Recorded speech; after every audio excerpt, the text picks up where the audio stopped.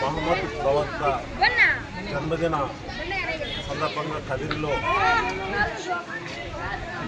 ఎన్నో సంవత్సరాల నుంచి ఈ యొక్క కార్యక్రమం వేలాదిగా ఒక పండగ వాతావరణాన్ని కల్పిస్తూ జరుగుతూ ఉంది.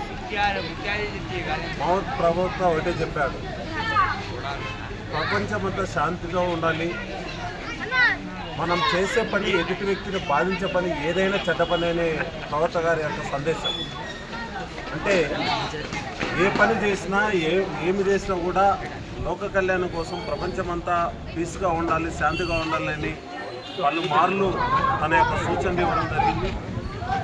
చరిత్ర కూడా అదే చెబుతూ ఉంది. ఈరోజు మహమ్మద్ ప్రవక్త ఏదైతే చెప్పాడో అదేవిధంగా మొత్తం ప్రపంచం కూడా ఆ యొక్క దిశలో ముద్రపోతా ఉంది.